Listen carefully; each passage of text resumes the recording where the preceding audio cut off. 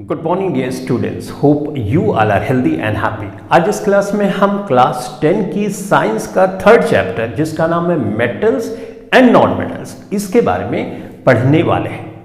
इस पूरे चैप्टर को हम इसी क्लास में फिनिश करेंगे, तो बहुत ध्यान से इस क्लास को अटेंड करना है ताकि क्लास के लास्ट तक आपको मेटल नॉन मेटल से रिलेटेड एनसीईआरटी बुक में जो भी क्वेश्चंस हैं उन सारे क्वेश्चंस को आप समझ सको और उनको सॉल्व कर सको। सबसे पहले हम मेटल की और नॉन मेटल की फिजिकल प्रॉपर्टीज के बारे में बात करेंगे, जैसे वो कैसे दिखते हैं, melting point, boiling point, lustrous, या जो फिजिकल प्रॉपर्टीज होती है उसके बारे में हम पढ़ेंगे। उसके बाद हम मेटल की केमिकल प्रॉपर्टीज के बारे में पढ़ेंगे, यानी मेटल कैसे किस चीज से कैसे रिएक्ट करता है उसके बारे में। मेटल रिएक्टिविटी सीरीज इस चैप्टर का एक इंपॉर्टेंट टॉपिक है, इसके बारे में पढ़ेंगे। लास्ट में हम पढ़ेंगे मेटलर्जी के बारे में, यानी एक्सट्रैक्शन ऑफ मेटल, हम मेटल को कैसे ओर से निकालते हैं उसके बारे में पढ़ेंगे। बहुत डिटेल में तो हमारी एनसीईआरटी बुक में नहीं है, लेकिन जितनी चीजें हैं वो सारी चीजें हम कवर करने वाले हैं। तो सबसे पहले बच्चों हम बात करेंगे physical properties of metals and non metals. Physical properties को समझने के लिए मेटल में आप लोहे को, आयरन को दिमाग में रखो, और नॉन मेटल में कार्बन, कोयले को ध्यान में रखो। उसके बाद प्रॉपर्टीज को लिखते जाओ, तो तुम देखोगे मेटल की प्रॉपर्टीज भी आपने लिख ली और नॉन मेटल की प्रॉपर्टी भी आपने आसानी से लिख ली। देखो कैसे। आयरन लश्चरस होता है, चमकता है। अगर चमकता नहीं है तो सैंड पेपर लो और आयरन को ऐसे रगड़ो तो उसमें लश्चर पैदा होती है, चमक पैदा होती है। तो इसका मतलब क्या हुआ कि जो मेटल होते हैं वो लश्चरस होते हैं, जनरली लश्चरत होते हैं, ज्यादातर मेटल चमकदार होते हैं। नॉन मेटल क्या होते हैं? नॉन लश्चरस होते हैं। कोयला है, कोयला कहाँ चमकता है? नहीं चमकता। सैंड पेपर से रगड़ोगे तो क्या चमक आएगी? नहीं आएगी, राइट। तो पहली प्रॉपर्टी मेटल की हुई कि लश्चरस होते हैं, और नॉन मेटल जो होते हैं वो नॉन लश्चरस होते हैं, वो चमकते नहीं है जनरली, ठीक है। मेटल जनरली हार्ड होते हैं और ये सॉलिड फॉर्म में एग्जिस्ट करते हैं। लोहा ध्यान में रखो, हाँ ये हार्ड होता है, राइट। नॉन मेटल ब्रिटल होते हैं, जैसे बिस्किट होता है, तोड़ो तो कैसे ब्रिटल होता है, कुरकुरा टाइप में ना, और कोयले को तोड़ो तो ऐसे ब्रिटल टाइप में होता है। तो ये जनरली हार्ड होते हैं मेटल। अब लोहे को देखो तो बड़ा हार्ड होता है, राइट। जो नॉन मेटल होते हैं सॉलिड और गैसियस फॉर्म में जनरली, ज्यादातर, कुछ एक्सेप्शन भी हैं वो अभी लास्ट में हम समझेंगे। डक्टाइल, डक्टाइल का मतलब ड्रॉन इनटू थिन वायर। अगर आप मेटल को लोगे तो उस मेटल को खींचोगे आप तो तार बना सकते हो। लोहे को खींचो तो तार बन जाता है, राइट। तार की प्रॉपर्टी बहुत अच्छी पाई जाती है गोल्ड में। अगर आप 1 ग्राम गोल्ड लोगे तो उससे 2 किलोमीटर लंबा तार बना सकते हो, है ना अमेजिंग प्रॉपर्टी। तो डक्टिलिटी ऐसी प्रॉपर्टी होती है मेटल की जिसमें हम किसी मेटल को खींच के लंबे लंबे तार उसके बना सकते हैं। और ये नॉन डक्टाइल होता है, कोयले को ध्यान में रखो, उसको खींचोगे तो टूट जाएगा, वो तार नहीं बन पाएगा, राइट। तो तुम देख रहे होगे कि जो मेटल की प्रॉपर्टी उसकी ऑपोजिट नॉन मेटल की प्रॉपर्टी है। पांचवा है good conductor of heat and electricity. जो मेटल होते हैं वो गुड कंडक्टर होते हैं, उनसे हीट आसानी से पास हो जाती है। और इसी प्रॉपर्टी का इस्तेमाल हम जब खाना बनाते हैं तो खाने का जो बर्तन होता है वो तुमने देखा होगा सिल्वर का होता है, कॉपर का होता है, क्योंकि उसमें हीट अच्छे से कंडक्ट हो सकती है। हीट अच्छे से कंडक्ट होगी तो खाना भी अच्छे से पकेगा, करेक्ट। इलेक्ट्रिसिटी भी कंडक्ट होती है, जैसे अब लोहा ले लो, जहां पे इलेक्ट्रिसिटी है, कहीं सॉकेट में अगर वायर डाल दोगे तो करंट बहुत तेजी से मारता है, करेक्ट ना। तो इसका मतलब उसमें इलेक्ट्रिसिटी भी कंडक्ट होती है। तो जो मेटल होते हैं जनरली तुम देखोगे तो उसमें हीट भी कंडक्ट हो जाती है और करंट भी कंडक्ट हो जाता है। तो इसलिए हम बोलते हैं कि good conductor of heat and electricity, और ये bad conductor of heat and electricity, right. कोयला देखो, अगर कोयले को रख दो धूप में बहुत देर तक तो क्या होगा? वो गर्म होगा? नहीं गर्म होगा, राइट। इसका मतलब वो बैड कंडक्टर ऑफ हीट है, इलेक्ट्रिसिटी भी पास नहीं होती उसमें। सोनरस मतलब आवाज, जैसे हमारे स्कूल में बेल लगाई जाती है, वो मेटल की होती है, जब उस पर हम ऐसे हैमर करते हैं, राइट, उस पर चोट पहुंचाते हैं तो आवाज़ आती है। तो मेटल में जनरली आवाज़ आती है। नॉन मेटल में, कोयले को ध्यान में रखो, नॉन मेटल को अगर तुम कोयले को पीटोगे तो बहुत आवाज़ आएगी, नहीं आएगी, नहीं। मेटल का मेल्टिंग पॉइंट, यानी वो पिघलते बहुत देर से हैं, उनका मेल्टिंग पॉइंट और बॉइलिंग पॉइंट बहुत ज़्यादा होता है। तो सिल्वर और कॉपर का मेल्टिंग पॉइंट और बॉइलिंग पॉइंट बहुत ज़्यादा होता है। जो एनसीईआरटी बुक में एग्जाम्पल दिए गए हैं जिस स्पेशल पॉइंट के, वो मैंने यहाँ पर इंक्लूड कर लिए, ठीक है। तो ये तो बात हुई, इनकी जनरली लो मेल्टिंग और बॉइलिंग पॉइंट होती है। तो ये तो आपने मेटल और नॉन मेटल के बारे में समझ लिया, ठीक है।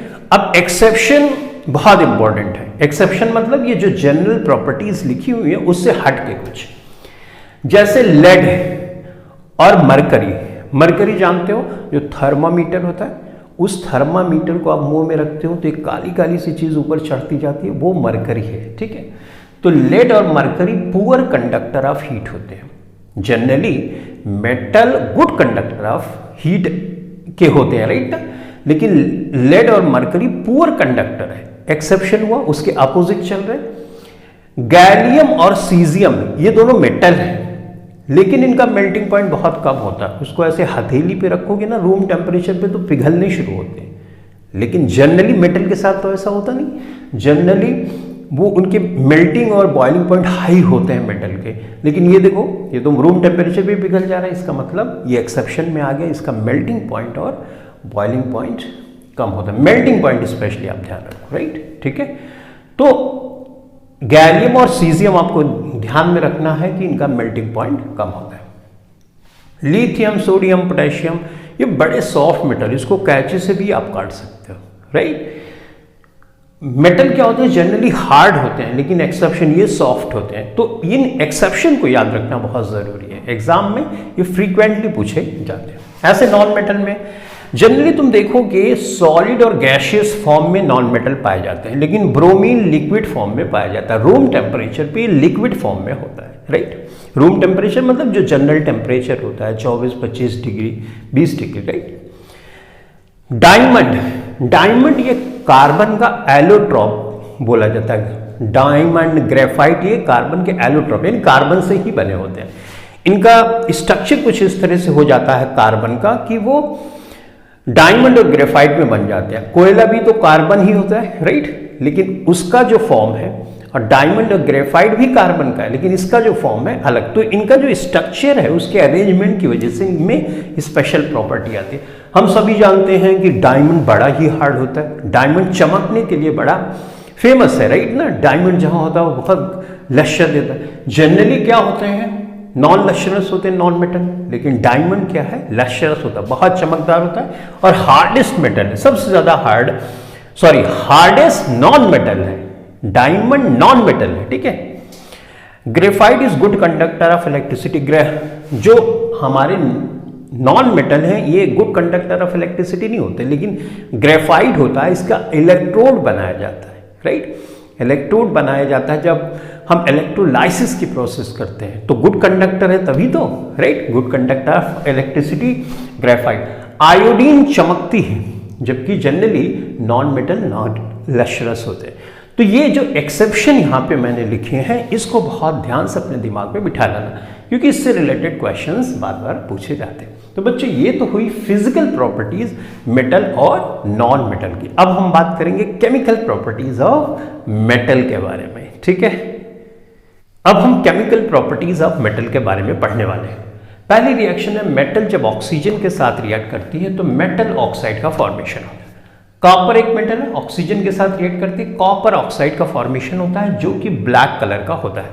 कॉपर के बर्तन बहुत दिनों तक अगर रखे जाते हैं तो आपने देखा होगा कि उस पर ब्लैक कलर आ जाता है। वो ब्लैक कलर इस कॉपर ऑक्साइड के बनने की वजह से आता है। इस रिएक्शन को आप फर्स्ट चैप्टर में भी पढ़ चुके हो, करेक्ट ना।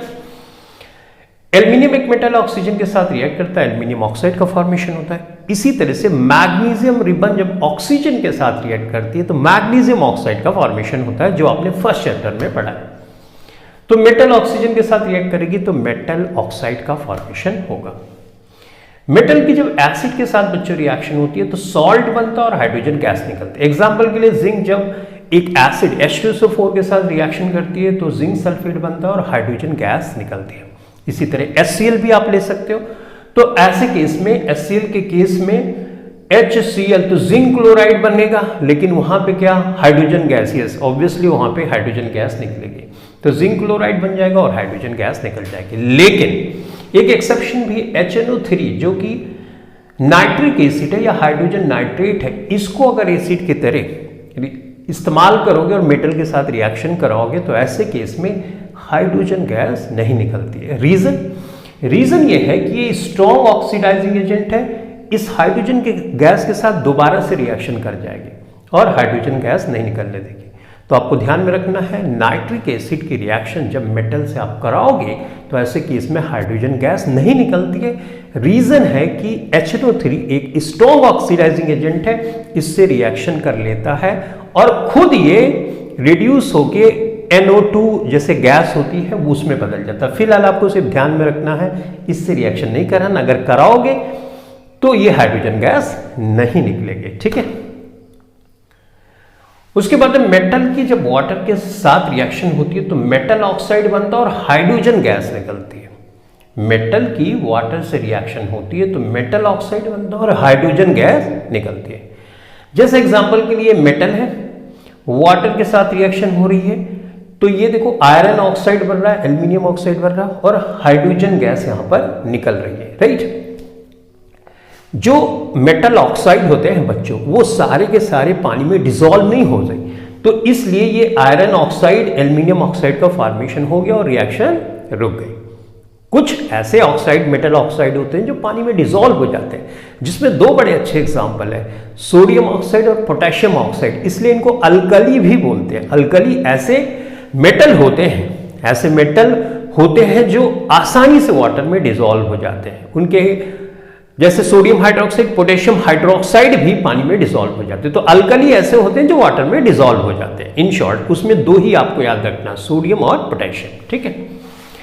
अब मेटल ऑक्साइड जो है जो पानी में डिसॉल्व हो जाते हैं, ऑब्वियसली वो पानी से फिर से रिएक्शन कर जाएंगे और मेटल हाइड्रोक्साइड बनाएंगे, ठीक है। जैसे ये बच्चों पोटेशियम है, अब पोटेशियम और सोडियम तो मैंने बताया ही है कि ये अल्कली है, पानी में डिसॉल्व हो जाएंगे, तो पहले तो ये मेटल ऑक्साइड बनाएंगे, लेकिन बड़ी तेजी के साथ रिएक्शन करके ये कन्वर्ट कर देंगे उसको मेटल हाइड्रोक्साइड में। जैसे यहाँ पे रिएक्शन ली गई, पोटेशियम वाटर के साथ रिएक्शन कर रही है, सोडियम वाटर के साथ रिएक्शन कर रही थी। अब देखो यहाँ पे कैल्शियम भी दिया, कैल्शियम जनरली वाटर से रिएक्ट नहीं करेगी, लेकिन रिएक्शन कैसे होती है जब हॉट वाटर इस पे मिलाओगे। अब ये सब क्यों कर रहे हैं, देखो मेटल रिएक्टिविटी सीरीज में जो ऊपर एलिमेंट होते हैं वो बहुत ही रिएक्टिव होते हैं। अब ये मेटल रिएक्टिविटी सीरीज क्या है, यहां पर मैंने लिखा हुआ है, potassium, sodium, calcium, magnesium, aluminium, zinc, iron, lead. ये हाइड्रोजन एक नॉन मेटल है, इसको नहीं लेना। कॉपर, मरकरी, सिल्वर और गोल्ड, ये ज्यादा रिएक्टिव, उससे कम रिएक्टिव ये, उससे कम रिएक्टिव ये और सबसे कम रिएक्टिव ये। तो इसी सीक्वेंस में आपको याद कर लेना है। अब देखो जो ज्यादा रिएक्टिव मेटल है उसमें कोल्ड वाटर से रिएक्शन कराओगे तो रिएक्शन हो जाएगी। अब इसके नीचे कैल्शियम में देखो हॉट वाटर हम यूज कर रहे हैं क्योंकि वो नीचे है, कम रिएक्टिव है, तो उस रिएक्शन देती है। अब इसमें आयरन पे अगर हम वाटर की रिएक्शन करा रहे हैं तो पानी डालने से रिएक्शन नहीं हो रही, हमको वाटर स्टीम के फॉर्म में, भाप के फॉर्म में चाहिए होता है तो रिएक्शन होती है। ये कोल्ड वाटर से रिएक्ट हो रही है, ये हॉट वाटर से रिएक्ट हो रही है, और आयरन को और एल्यूमिनियम को तुम देख रहे हो उसमें हमको स्टीम यूज करनी पड़ रही है क्योंकि ये इतने रिएक्टिव मेटल नीचे वाले नहीं है, ठीक है। अब मेटल ऑक्साइड है, इसमें वाटर की रिएक्शन कराते हो तो ये रिएक्शन तो हमने पहले भी यहां पे लिखा हुआ है। इन शॉर्ट मैं यहां पे ये बताने की कोशिश कर रहा हूं कि सोडियम और पोटेशियम के ऑक्साइड जो होते हैं वाटर में डिसॉल्व होके वो सोडियम हाइड्रोक्साइड और पोटेशियम हाइड्रोक्साइड बनाते हैं। तो ये रिएक्शन जो जितनी मैंने लिखी है ये बड़ी इंपॉर्टेंट है, ये बार बार एग्जाम में पूछी जाती है, तो बहुत ध्यान से अपने दिमाग में बिठा लेना है, ठीक।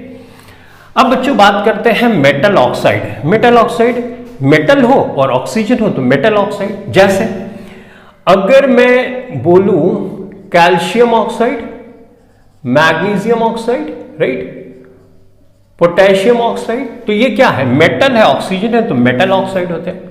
हम जानते हैं कि बेस वो होता है, क्षार वो होता है जिसमें हाइड्रोक्साइड आयन होते हैं, राइट, OH माइनस आयन होते हैं, तो हम बोलते हैं कि वो बेस है। लेकिन मेटल जो होते हैं उनके ऑक्साइड होते हैं वो भी बेसिक नेचर के होते हैं, उनका भी कुछ रिएक्शन ऐसी होती हैं वो जो बेस की तरह देते हैं, ठीक है। तो देखो यहां पे मेटल ऑक्साइड है, ये बेसिक नेचर का होता है, करेक्ट। और जो नॉन मेटल ऑक्साइड होता है, अब नॉन मेटल ऑक्साइड मतलब जैसे कार्बन डाइऑक्साइड बच्चों हो गया, राइट, NO2 गैस हो गई, राइट, SO2 गैस हो गई, सल्फर, कार्बन, नाइट्रोजन, ये क्या है, ये तो नॉन मेटल है। तो नॉन मेटल के जो ऑक्साइड होंगे उनके साथ जो ऑक्सीजन आके फार्मूला बनाएंगे वो एसिडिक नेचर के होते हैं। तो शॉर्ट में आपको क्या समझना है, metal oxide basic nature, non metal oxide acidic nature. अब इसको हम प्रूफ कैसे करेंगे वो चीज हम आगे देखने वाले हैं। देखो बच्चों, एल्यूमिनियम क्या है, एक ऑक्साइड है, एल्यूमिनियम ऑक्साइड, तो इसका मतलब ये हुआ बेसिक नेचर।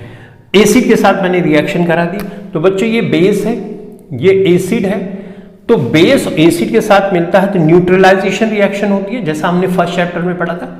तो हमको मिलेगा सॉल्ट मिलेगा और वाटर मिलेगा, राइट। तो ये बेसिक नेचर का है, बेस की तरह बिहेव कर रहा है, एसिड के साथ रिएक्शन कर रहा है तो सॉल्ट और वाटर बन रहा है, ठीक है। इसी तरह जिंक ऑक्साइड HCl एसिड के साथ रिएक्शन कर रहा है तो ये बेस है, ये एसिड है, सॉल्ट और वाटर बन रहा है, सही है, इसमें तो कोई कंफ्यूजन नहीं होगा, सिंपली, राइट।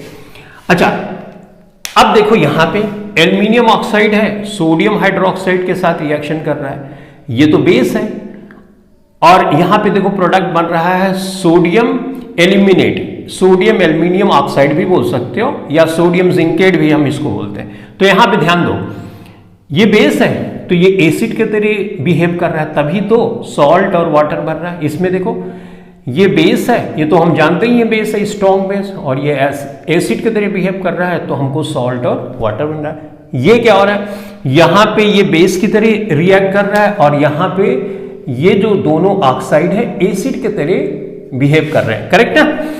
तो इसका मतलब ये हुआ कि ये एल्यूमिनियम ऑक्साइड और जिंक ऑक्साइड ऐसे मेटल ऑक्साइड है जो एसिड के साथ रिएक्शन करेंगे तो बेस की तरह बिहेव करेंगे, बेस के साथ रिएक्शन करेंगे तो एसिड की तरह बिहेव करेंगे। इसीलिए बच्चों हम इनको एम्फोटेरिक ऑक्साइड भी बोलते हैं। सारे ऑक्साइड ऐसे नहीं होते, जैसे कैल्शियम ऑक्साइड ऐसा बिहेव नहीं करेगा, मैग्नीशियम ऑक्साइड अगर रहेगा तो बेसिक नेचर ही शो करेगा, वो एसिडिक नेचर नहीं शो करता।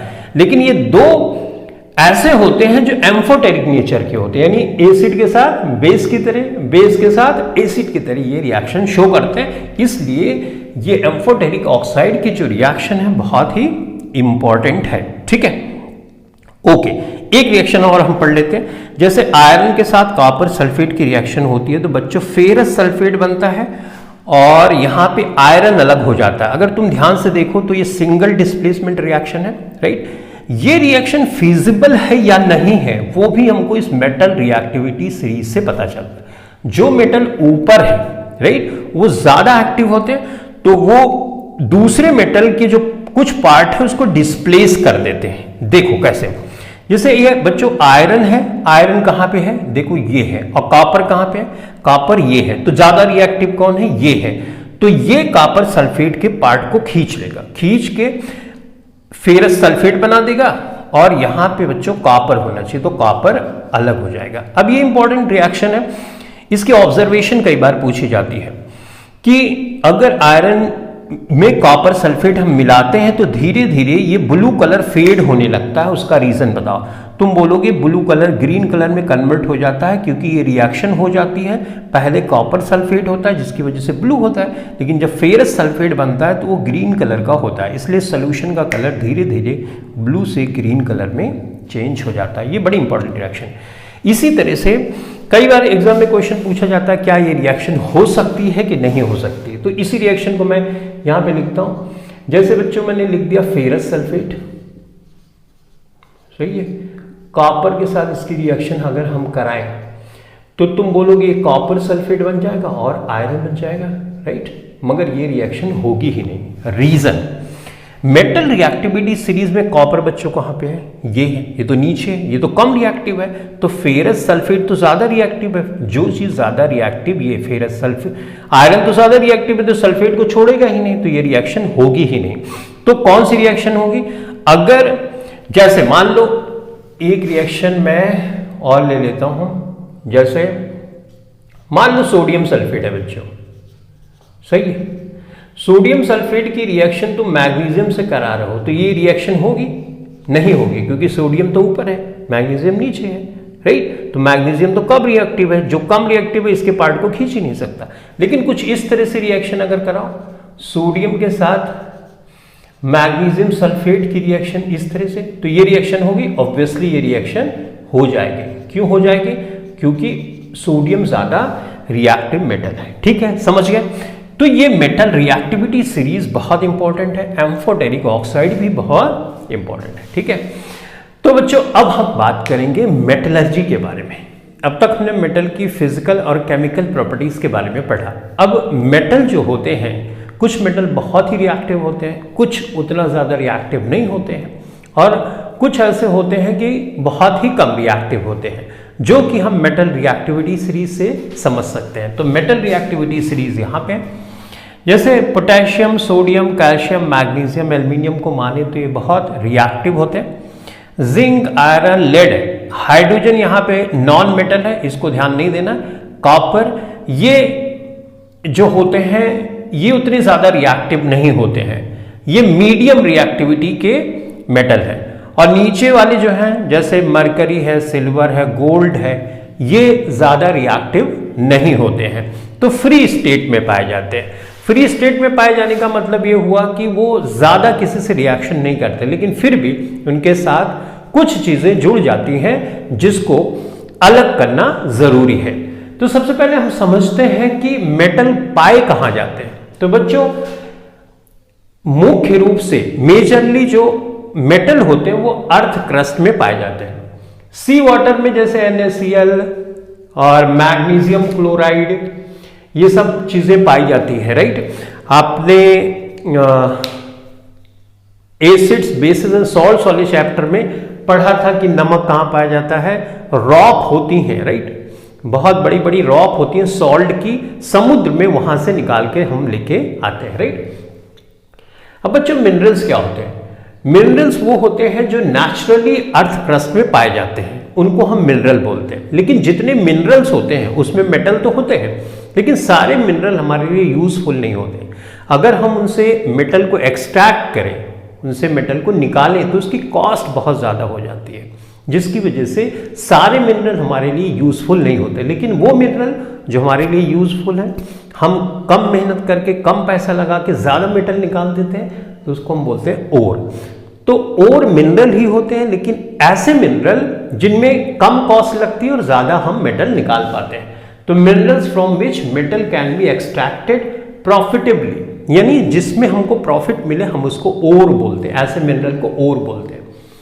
अब बच्चों गैंग क्या है, गैंग इम्प्योरिटीज विद मेटल। जैसे हम मेटल निकालना चाहते हैं तो उसके चारों तरफ हो सकता है सॉइल हो, सैंड हो, ये सब सारी चीजें लगी हो, तो उसको हम गैंग बोलते हैं। ये भी क्वेश्चन पूछा जाता है कि व्हाट इज गैंग, तो आपको बोलना है इम्प्योरिटीज जो मेटल के साथ होती है उसको हम गैंग बोलते हैं। एग्जाम्पल के लिए सॉइल, सैंड वगैरह आप लिख देना।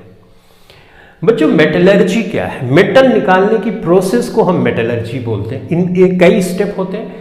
Process of extracting metal is called metallurgy. तो मेटलर्जी का मेन जो पार्ट होता है वो सबसे पहले होता है कॉन्सेंट्रेशन ऑफ ओर, उसके बाद होता है ऑक्सीडेशन ऑफ मेटल, उसके बाद होता है रिडक्शन ऑफ मेटल, उसके बाद होता है प्यूरिफिकेशन या रिफाइन। तो ये कुछ स्टेप्स हैं जो हम फॉलो करते हैं मेटलर्जी की प्रोसेस में। तो सबसे पहले हम कॉन्सेंट्रेशन ऑफ ओर, यानी ओर में जो मिट्टी, धूल वूल ये सब है, इसको हटाते हैं। फिर उसका ऑक्सीडेशन हम कराते हैं। ऑक्सीडेशन कराना इजी होता है क्योंकि ऑक्सीजन हर जगह अवेलेबल होती है, मेटल आसानी से रिएक्ट कर लेते हैं। उसके बाद हम उसका रिडक्शन बच्चों कराते हैं, और उसके बाद लास्ट में प्यूरिफिकेशन की प्रोसेस होती है। तो यहाँ पे तुम देख रहे होगे जो ऊपर के मेटल है, ये मेटल रिएक्टिविटी सीरीज में बड़े रिएक्टिव होते हैं। मेटल रिएक्टिविटी सीरीज में जो ऊपर मेटल होते हैं बहुत ही रिएक्टिव होते हैं। तो ये किसी न किसी से रिएक्ट करके हमेशा रहते हैं, तो इनको निकालना बड़ा मुश्किल काम होता है। अगर इनको निकालना बड़ा मुश्किल काम है, इनको दूसरी चीज़ों से हटाना बड़ा मुश्किल है, तो ऑब्वियसली इसके लिए हमको स्पेशल प्रोसेस की ज़रूरत होती है। तो इसके लिए हम इलेक्ट्रिक करंट यूज़ करते हैं। इलेक्ट्रिक करंट जब हम यूज़ करते हैं तो ऐसी प्रोसेस को बोलते हैं इलेक्ट्रोलाइसिस। तो जो बहुत रिएक्टिव मेटल है उनमें हम इलेक्ट्रोलाइसिस की प्रोसेस की हेल्प से उनको एक्सट्रैक्ट करते हैं, उनको निकालते हैं। और जैसे ये जो मीडियम रिएक्टिविटी के हैं, इनका हम रिडक्शन करा देते हैं कार्बन के साथ, तो उस तरह से निकाल लेते हैं। ये तो नेटिव स्टेट में पाए ही जाते हैं, नेचुरल स्टेट में, तो इसमें ज़्यादा हमको मुश्किल होती नहीं। तो ये ध्यान में आपको रखना है। उसके बाद इस चार्ट को देखना, आपको सब कुछ अच्छे से समझ में आ जाए। तो जैसे मैंने बोला कि ओर क्या होते हैं, ये मिनरल ही होते हैं, लेकिन इसमें ओर से हमको मेटल ज़्यादा प्रॉफिट वाला मिल जाता है। ठीक है, तो सबसे पहली प्रोसेस है कॉन्सेंट्रेशन ऑफ ओर। हम ओर का कॉन्सेंट्रेशन कर लेते हैं, यानी उसमें जैसे धूल, मिट्टी, कण, ये सब सारी चीज़ें हटा देते हैं, राइट, यानी गैंग वाली चीज़ हटा देते हैं। अब उसके बाद हमारे पास 3 तरह के मेटल हो सकते हैं। एक तो हाई रिएक्टिविटी वाले, जैसे ये ऊपर है, तो इसमें मेटल जो हाई रिएक्टिविटी के होते हैं उनमें हम इलेक्ट्रोलाइसिस कराते हैं और प्योर मेटल हमको मिल जाता है। एग्जाम्पल के लिए जैसे सोडियम है, 2 इलेक्ट्रॉन लेता है तो सोडियम बन जाता है। क्लोरीन 2 इलेक्ट्रॉन लूज करता है तो क्लोरीन गैस बन जाती है। अब बच्चों, ये जो इलेक्ट्रोलाइसिस की प्रोसेस होती है एक स्पेशल पॉट बर्तन में कराई जाती है। उसका कुछ फिगर कुछ इस तरह से मैं शॉर्ट में आपको बता देता हूँ, ज़्यादा डिटेल में आपको नहीं जाना है। ये 2 रॉड होती है, इस रॉड को बच्चों इलेक्ट्रोड बोलते हैं। ये पॉजिटिव होगा तो इसको बोलेंगे एनोड, राइट, और जो नेगेटिव होता है उसको हम बोलते हैं कैथोड। सही है। अब ये एक लंबी लाइन खींचोगे तो पॉजिटिव होते हैं, नेगेटिव, इस तरह से आप दिखा सकते हो। ठीक है।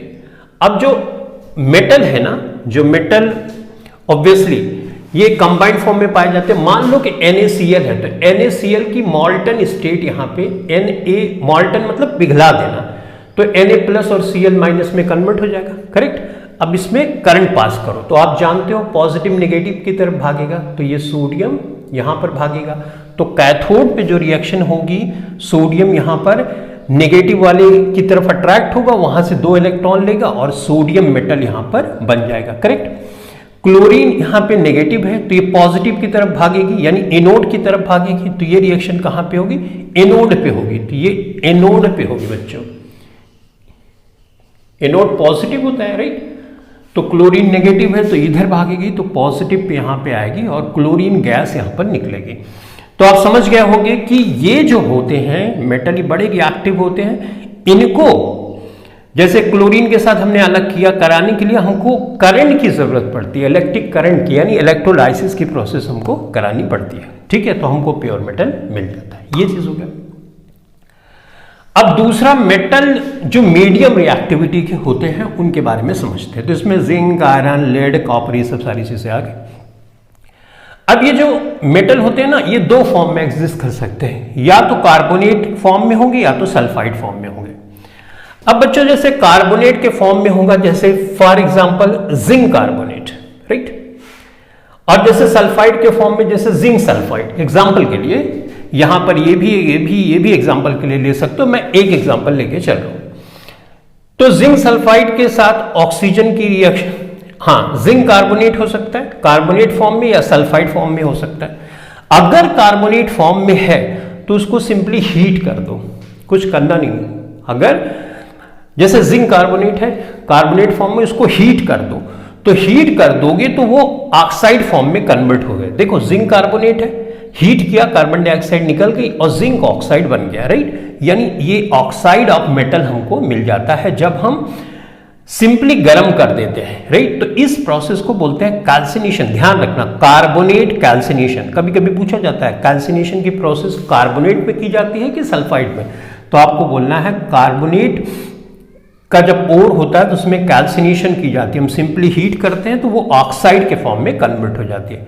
एग्जाम्पल यहां पर बच्चों लिखा है, जिंक कार्बोनेट को हमने हीट किया, राइट, हीट किया तो ये जिंक ऑक्साइड में बदल गया, राइट। अब नेक्स्ट प्रोसेस रिडक्शन की प्रोसेस हमको करानी होती है। जिंक ऑक्साइड हो गया। अब देखो कॉन्सेंट्रेशन हमने किया, ऑक्सीडेशन मेटल का किया, अब इसका रिडक्शन हम करेंगे। तो यहाँ पे रिडक्शन के लिए हम कार्बन का यूज करते हैं। जब कार्बन यूज करेंगे तो जिंक अलग हो जाएगा मेटल, और कार्बन मोनोऑक्साइड गैस यहाँ पे निकल जा रही है, यानी हमको रिडक्शन कराना होगा कार्बन से, जैसा यहाँ पर मैंने लिखा है। लेकिन कई बार ये रिडक्शन ना हम नहीं कराते हैं, हम डिस्प्लेसमेंट रिएक्शन यूज कर लेते हैं। जैसे आयरन ऑक्साइड है, एल्यूमिनियम है, इसकी रिएक्शन हम कराते हैं तो आयरन अलग हो जाता है, जो हमको चाहिए होता है एल्यूमिनियम ऑक्साइड अलग हो जाता है। तो यहाँ पे हमने तो कार्बन यूज नहीं किया, हमने डिस्प्लेसमेंट रिएक्शन यूज कर दी, यानी ऑक्सीडेशन जो ऑक्सीजन के फॉर्म में ये एग्जिस्ट कर रहा था वो हट जाएगा डिस्प्लेसमेंट रिएक्शन करने। अब डिस्प्लेसमेंट रिएक्शन कब होती है, ये मेटल रिएक्टिविटी सीरीज से तुम अच्छी तरह से जानते हो। देखो जैसे एल्यूमिनियम यहाँ पे है तो ये ज्यादा रिएक्टिव है, तो इसका मतलब ये आयरन कम रिएक्टिव है। ये देखो, तो एल्यूमिनियम आयरन की ऑक्सीजन को ले लेगा, इसकी ऑक्सीजन को डिस्प्लेस कर देगा, अपने साथ जोड़ देगा और आयरन अलग हो जाएगा, राइट। तो कुछ मेथड में ये डिस्प्लेसमेंट की रिएक्शन भी हम कार्बन के साथ जो रिडक्शन करा रहे हैं वो ना करा के इस तरह से भी करा सकते हैं, ठीक है। अब तीसरा बच्चे होता है कि अगर मान लो सल्फाइड का ओर है, तो सल्फाइड के ओर में ये कंडीशन हो जाएगी, इसमें हमको ऑक्सीजन की जरूरत पड़ेगी। ऑक्सीजन की जरूरत पड़ती है तो हम उसको बोलते हैं रोस्टिंग, कैल्सिनेशन, कैल्सिनेशन कार्बोनेट के साथ, अपोजिट वाला क्या होगा, रोस्टिंग। इसमें ऑक्सीजन की जरूरत आपको होगी, ऑक्सीजन जरूर होनी चाहिए, तो ये इस फॉर्म में कन्वर्ट हो जाएगा। अब इस फॉर्म में कन्वर्ट हो गया तो फिर से वही प्रोसेस, फिर से हमको रिडक्शन कराना कार्बन के साथ, और इस तरह से हमको रिडक्शन कराने के बाद हमको मेटल मिल जाता है, ठीक है। मेटल जब मिल जाएगा तो ये पूरी तरह से प्योर तो होता है, लेकिन पूरी तरह से बहुत अच्छे से 99.9% इस तरह से प्योर नहीं होता, उसके लिए हम प्यूरिफिकेशन की प्रोसेस में जाते हैं, ठीक है। अब लो रिएक्टिविटी का मतलब होता है ये मेटल रिएक्ट ही नहीं करते। जैसे सोना है, गोल्ड है, अगर इसको जमीन में गाड़ दो तो रिएक्शन क्या करेगा, नहीं करेगा। लेकिन सोडियम तो ऐसे ही रख दो रिएक्शन करने लगता है, क्योंकि हाई ये रिएक्टिविटी सीरीज में ऊपर है, तो नीचे वाला ये कम ही रिएक्शन करता है। लेकिन फिर भी ये अगर सल्फर से रिएक्शन कर जाएगा तो सल्फाइड और बनाएगा। सल्फाइड अगर और बना देगा तो ऑब्वियसली हमको रोस्टिंग करनी पड़ेगी। यहां पे देख सकते हो, जैसे ये mercury sulphide, mercurous sulphide, right है यहाँ पे। अब इसकी रिएक्शन जब यहां पे हम करा रहे हैं ऑक्सीजन के साथ, तो ये मरकरी ऑक्साइड बन रहा है, राइट। क्योंकि यहां पे हमको सल्फाइड है तो हमको कराना पड़ेगा बच्चों हमेशा रोस्टिंग, और कार्बोनेट होगा तो कैल्सिनेशन। ये दोनों टर्म बहुत जरूरी है, बहुत अच्छे से तुमको दिमाग में बिठाना है। ये रोस्टिंग हो गई। रोस्टिंग के बाद हमको मेटल, यहां पे मेटल ऑक्साइड मिल गया, मेटल ऑक्साइड हमने गर्म कर दिया, गर्म कर दिया तो हमको मेटल मिल जाता है, ठीक है। और उसके बाद हम रिफाइनिंग की प्रोसेस करते हैं। तो सिंपली हमने क्या समझा, बहुत सिंपल, मेटल रिएक्टिविटी सीरीज में जाओ, यहां के ज्यादा रिएक्टिव मेटल है तो इलेक्ट्रोलाइसिस की प्रोसेस तुम इसमें कराओगे। नीचे वाले में तुम ऑक्सीडेशन कराओगे। ऑक्सीडेशन, अब ऑक्सीडाइज फॉर्म में लाने के लिए दो कंडीशन हो सकते, कार्बोनेट होगा तो कोई ऑक्सीजन की जरूरत नहीं, डायरेक्ट गर्म कर दो। अगर सल्फाइड होगा तो ऑक्सीजन की जरूरत होगी और उसके बाद वो ऑक्सीडाइज फॉर्म में आ जाएगा, यानी ऑक्सीजन के साथ हमारा मेटल मिल जाएगा। उसके बाद उसका रिडक्शन हम करा देते हैं कार्बन के साथ और हमको मेटल मिलता है, फिर प्योरिफिकेशन के लिए भेज देते हैं, राइट। तो ये सिंपल सी प्रोसेस है, एक एक एग्जाम्पल के थ्रू भी मैंने यहाँ को आपको समझाया। अब जैसे मैंने बताया मेटल यहाँ पे पूरी तरह से प्योर नहीं होता, राइट। तो प्योर करने के लिए हमको रिफाइनिंग की प्रोसेस में बच्चों जाना होता है। रिफाइनिंग के लिए जैसे यहाँ पे एक मैंने दिखाया एक बर्तन है, मान लो हम, अच्छा ये यहाँ पर नहीं, यहाँ पे देखते, ये मैंने बनाया है ऑलरेडी, राइट। देखो जैसे कॉपर हमने एक्सट्रैक्ट किया और हम उसको बहुत 100% के आसपास तक प्यूरिफाई करना चाहते हैं, तो हम कॉपर को प्यूरिफाई करना चाहते हैं, तो उसकी रिफाइनिंग की प्रोसेस करना चाहते हैं, तो कॉपर सल्फेट लो, जिसका सोल्यूशन लो उसी का इलेक्ट्रोड लो। तो कॉपर का इलेक्ट्रोड लो, यहां पे जो तुम्हारा बच्चों एनोड होगा, पॉजिटिव वाला होगा, उस पे इम्प्योर, जिसको हम रिफाइन करना चाहते हैं उसको लगा दो, और इस पे प्योर लगा दो, कैथोड पे प्योर लगा दो। इलेक्ट्रिक करंट पास करोगे तो यहां से इलेक्ट्रॉन निकलेगा, तो ये पॉजिटिव, ये तो पॉजिटिव वाला पार्ट है, राइट। तो पॉजिटिव वाला जो Cu+ है यहां से यहां आके डिपॉजिट होना शुरू होगा, और जो इम्प्योरिटीज होगी यहां पे, अगर कॉपर प्लस यहां पे चला जाएगा तो बच्चों जो इम्प्योरिटीज हो तो नीचे चली जाएगी, तो यहाँ पे बैठ जाएगी और कॉपर हमको प्योर फॉर्म में मिल जाता है। ये है रिफाइनिंग की प्रोसेस। रिफाइनिंग की प्रोसेस में हमको इलेक्ट्रोलाइसिस ही करानी पड़ती है, उसमें सोल्यूशन उसी का लेना होता है जो इम्प्योर मेटल होता है। इम्प्योर मेटल को हमेशा हम एनोड पे लगाते हैं और उसके बाद प्रोसेस शुरू करते हैं। तो एनोड से टूट टूट के जो कॉपर प्लस होता है वो कैथोड पे जाके जमा होता है, जो इम्प्योरिटीज होती है वो नीचे बैठ जाती है। ये है रिफाइनिंग की प्रोसेस, ठीक है। अब हम बात करेंगे कि आयनिक कंपाउंड कैसे बनते हैं। आयनिक कंपाउंड बनने के लिए एक मेटल होना चाहिए और एक नॉन मेटल होना चाहिए। मेटल इलेक्ट्रॉन देते हैं और नॉन मेटल इलेक्ट्रॉन लेते हैं, यानी ट्रांसफर ऑफ इलेक्ट्रॉन से ये बॉन्ड बनते हैं।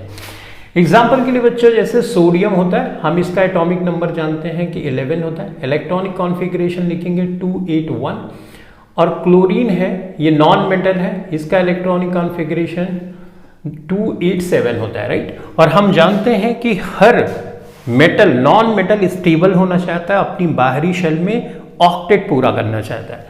तो यहां पर 1 है, 8 पूरा करने के लिए इसको 7 इलेक्ट्रॉन चाहिए, ये तो बहुत मुश्किल काम है।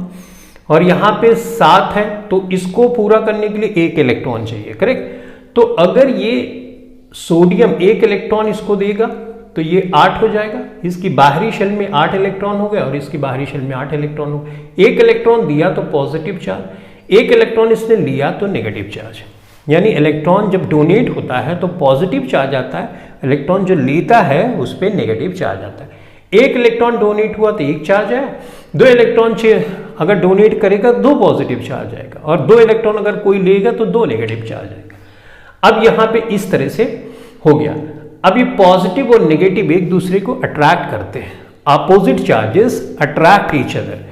तो एक दूसरे को अट्रैक्ट करेंगे तो ये आके एक दूसरे के पास चिपक जाते हैं और इस तरह से किसी भी साइड से चिपक जाते हैं, कोई डायरेक्शन नहीं होती, नॉन डायरेक्शनल बॉन्ड ये होते हैं। तो बन जाता है आयनिक कंपाउंड। अब ये बच्चों पॉजिटिव चार्जेस की वजह से बन रहा है, तो इसको इलेक्ट्रोस्टैटिक फोर्स भी हम बोलते हैं। जब पॉजिटिव नेगेटिव, नेगेटिव पॉजिटिव यानी चार्जेस की बात होती है तो हम बोलते हैं कि ये इलेक्ट्रोस्टैटिक फोर्स इसमें लग रही है, ठीक है। अभी के लिए इतना समझ लो, क्लास 12 में तो डिटेल में इसके बारे में है। फिलहाल चार्जेस की वजह से जो बॉन्ड बनते हैं उनको आयनिक बॉन्ड बोलते हैं, या आयनिक कंपाउंड हम उसको बोलेंगे। आयनिक क्यों बोल रहे हैं? क्योंकि ये आयन हो गया, अगर जिस पे चार्ज आता है उसको आयन बोलते हैं, ठीक है। तो ये चिपक जाते हैं और उसके बाद बॉन्ड का फॉर्मेशन कर लेते हैं। अब यहां पर मैंने दिखाया हुआ, देखो जो सोडियम है, सोडियम ने 1 इलेक्ट्रॉन लूज किया तो ये हो गया, इसका इलेक्ट्रॉनिक कॉन्फ़िगरेशन था 281, 1 इलेक्ट्रॉन तो लूज कर दिया, 1 इलेक्ट्रॉन यहाँ पे आ गया। अब देखो बच्चों, यहाँ पे क्लोरीन है, क्लोरीन ने 1 इलेक्ट्रॉन लिया तो क्लोरीन माइनस में आ गया, यानी ये 1 इलेक्ट्रॉन क्लोरीन के पास आ गया, ठीक है। तो इस तरह से यहाँ पर इस पे पॉजिटिव चार्ज आ गया, इस पे नेगेटिव चार्ज आ गया। अब ये पॉजिटिव चार्ज नेगेटिव चार्ज के साथ जुड़ जाएगा और एक इलेक्ट्रोस्टैटिक बॉन्ड बना देगा या आयनिक बॉन्ड बना लेगा, जिसको हम आयनिक कंपाउंड के नाम से जानते हैं। तो ionic compound metal non metal के बीच में बनता है, ट्रांसफर ऑफ इलेक्ट्रॉन से बनता है और ये इलेक्ट्रोस्टैटिक बॉन्ड होता है, ठीक है। अब इलेक्ट्रॉन डॉट स्ट्रक्चर अगर इसका बच्चों बनाना चाहो तो बड़ा इजी है। देखो इलेक्ट्रॉन डॉट स्ट्रक्चर में जो बाहर की शेल के इलेक्ट्रॉन होते हैं वो हमको सिर्फ दिखाने होते हैं, ठीक है। तो बाहर की शेल में यहाँ पे सोडियम जैसे कितने इलेक्ट्रॉन है? 1 इलेक्ट्रॉन है, ठीक है। क्लोरीन की बाहर की शेल में बच्चों कितने इलेक्ट्रॉन थे? यहाँ पे 7 थे ना, 2 8 7, तो 7 यहाँ पे दिखा दो, 2 2 4 2 6 और 1 7, राइट।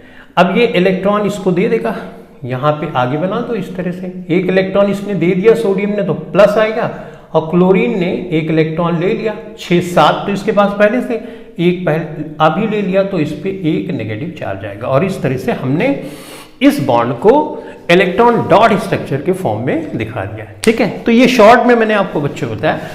ओके, तो अभी आप समझ गए कि आयनिक कंपाउंड जो होते हैं इलेक्ट्रॉन के ट्रांसफर से बनते हैं, मेटल नॉन मेटल के बीच में बनते हैं, और ये बड़े स्ट्रॉन्ग बॉन्ड होते हैं क्योंकि ये चार्जेस के बीच में बॉन्ड बनते हैं। अब जब कंपाउंड बन गया, जैसे NaCl नमक बन गया, तो इसकी क्या प्रॉपर्टी, या इस तरह से कोई ionic compound metal non metal के बीच में बनेगा तो उसकी क्या प्रॉपर्टी होगी, ये पढ़ने वाले। देखो इसमें स्ट्रॉन्ग फोर्स ऑफ अट्रैक्शन होगा क्योंकि पॉजिटिव और नेगेटिव के बीच में ये बॉन्ड बन रहा है, राइट। नॉन मेटल नेगेटिव हो जाता है और ये पॉजिटिव। ये ब्रिटल इन नेचर होते हैं, ये जो कंपाउंड होते हैं ब्रिटल होते हैं, जैसे नमक आपने देखा होगा ना, ब्रिटल नेचर का होता है। मेल्टिंग एंड बॉइलिंग पॉइंट इनके हाई होते हैं, जल्दी से मेल्ट और बॉयल नहीं होते। आयनिक कंपाउंड वाटर में घुल जाते हैं, लेकिन जैसे केरोसिन, पेट्रोल यानी ऑर्गेनिक जो कंपाउंड होते हैं उसमें ये डिसॉल्व नहीं होते हैं। इलेक्ट्रिसिटी ये कंडक्ट नहीं करते, ध्यान देना, इलेक्ट्रिसिटी ये कंडक्ट नहीं करते, क्योंकि इलेक्ट्रिसिटी कंडक्ट होने के लिए चार्ज का फ्लो होना जरूरी है। चार्ज है लेकिन चार्ज फ्री नहीं है तो इलेक्ट्रिसिटी कंडक्ट नहीं होती। यहां पे चार्ज तो है, लेकिन अगर चार्ज आके मिला हुआ है इस तरह से, राइट, तो ये तो न्यूट्रल हो जाएगा, पॉजिटिव नेगेटिव को कैंसिल करेगा, अब तो कोई चार्ज नहीं है। अगर इसको मैं तोड़ दूंगा तब इस पे पॉजिटिव चार्ज और नेगेटिव चार्ज आएगा, और अब ये चलेगा, चार्ज के फ्लो को करंट बोलते हैं ना। तो अगर मॉल्टन स्टेट में रहेगा तभी ये सिचुएशन हो सकती है चार्ज की, राइट। तो मॉल्टन स्टेट में या पानी में डिसॉल्व कर दोगी तो ऐसी कंडीशन में ये इलेक्ट्रिसिटी कंडक्ट करता है, लेकिन अगर मॉल्टन स्टेट में पिघली हुई अवस्था में नहीं है तो ये इलेक्ट्रिसिटी कंडक्ट नहीं करता, ठीक है। तो ये आयनिक कंपाउंड के बारे में आपको बहुत ध्यान से पढ़ लेना हर पॉइंट को। Ionic compound transfer of electron से मेटल नॉन मेटल के बीच में बनते हैं, और साथ ही साथ इसका इलेक्ट्रॉनिक डॉट स्ट्रक्चर कैसा है वो भी मैंने आपको बताया। अब बच्चे कोरोजन क्या होता है? कोरोजन का मतलब होता है जो मेटल होते हैं ना वो डिके हो जाते हैं, वो खराब हो जाते हैं, तो उसको हम बोलते हैं कोरोजन। कोरोजन में अगर आयरन में ये होता है तो हम उसको रस्टिंग बोलते हैं, ठीक है। तो स्पेशली हमको रस्टिंग के बारे में पढ़ना है। देखो ये मेटल है, ऑक्सीजन की रिएक्शन हुई, कॉपर ऑक्साइड, अभी शुरू में बताया था कॉपर ऑक्साइड पे ब्लैक कलर आ जाता है। सिल्वर है, उसमें सल्फर की रिएक्शन होती है तो सिल्वर सल्फाइड बन जाता है, तो इससे भी मेटल सिल्वर खराब हो जाता है। अब आयरन पे ऑक्सीजन की और वाटर की रिएक्शन होती है तो रस्टिंग हो जाती है, लोहे में जंग लग जाती है तो लोहा हमारा खराब हो जाता है, राइट। अब बच्चों कंडीशन देखो, अगर सिर्फ ऑक्सीजन रहे तो क्या रस्टिंग लक्स हो सकती है आयरन में? नहीं हो सकती। अगर सिर्फ पानी रहे तो क्या रस्टिंग हो सकती है? तब भी नहीं हो सकती। ऑक्सीजन और पानी दोनों का होना जरूरी है तभी रस्टिंग हो सकती है। ये पॉइंट बहुत अच्छे से दिमाग में बिठाना है। अगर तुम ऑक्सीजन होने से रस्टिंग हो सकती है, नहीं, सिर्फ पानी रहेगा तो भी रस्टिंग नहीं होगी, दोनों के होने से रस्टिंग होती है, ठीक है। तो रस्टिंग हो जाएगी तो आयरन खराब हो जाएगा। अब आयरन खराब तो हम नहीं होना देना चाहते हैं, तो हम चाहते हैं उसको बचाएं। उसको बचाने के लिए हम पेंटिंग कर देते हैं, आयरन की रॉड जो होती है पेंटिंग कर देते हैं, राइट, ताकि वो बच जाए। ग्रीज लगा देते हैं, जो बाइक वाइक में जहां लोहे की चेन होती है उसमें ग्रीज लगा देते हैं ताकि उसमें जंग ना लगे, रस्टिंग ना हो, राइट। गैल्वेनाइजेशन हम कर देते हैं, जैसे गैल्वेनाइजेशन का मतलब होता है बच्चों जिंक की लेयर हम स्टील और आयरन के ऊपर चढ़ा देते हैं जिससे रस्टिंग नहीं लगती। रस्टिंग नहीं लगेगी तो हम बोलेंगे कि हमारा लोहा सेफ है, राइट, या हमारी जो स्टील है वो सेफ है। तो गैल्वेनाइजेशन ऐसी प्रोसेस है जिसमें जिंक की हम लेयर चढ़ा देते हैं स्टील या आयरन के ऊपर।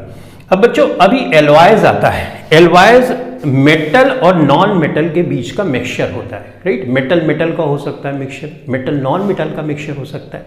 जैसे लोहा है, ओरिजिनल जो लोहा होता है वो बड़ा सॉफ्ट होता है, लेकिन अगर उस पर 0.05% हम कार्बन मिला देते हैं तो कितना हार्ड लोहा होता है। हमको ऐसा लगता है नेचुरली जो लोहा होता है इतना हार्ड नहीं होता, उस पर हम 0.05% जब कार्बन मिलाते हैं तो उतना हार्ड हो जाता है। एक तरह से देखो तो एलॉय ही हो गया, राइट ना।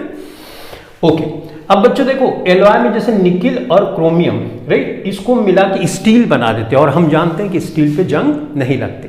तो एलॉय एक होमोजीनियस मिक्सचर है, होमोजीनियस मिक्सचर है जिसकी हेल्प से हमको ऐसी प्रॉपर्टी मिल जाती है जो किसी पर्टिकुलर मेटल में नहीं होती। जैसे जंग लोहे में लग जाएगी, लेकिन हमने एक मेटल बना दिया निकिल और क्रोमियम को मिला के स्टील, जिस पे जंग नहीं लगती, राइट। तो इस तरह से डिफरेंट प्रॉपर्टीज हम मेटल की इस्तेमाल करते हैं और अपनी डे टू डे लाइफ को बेहतर बनाते हैं।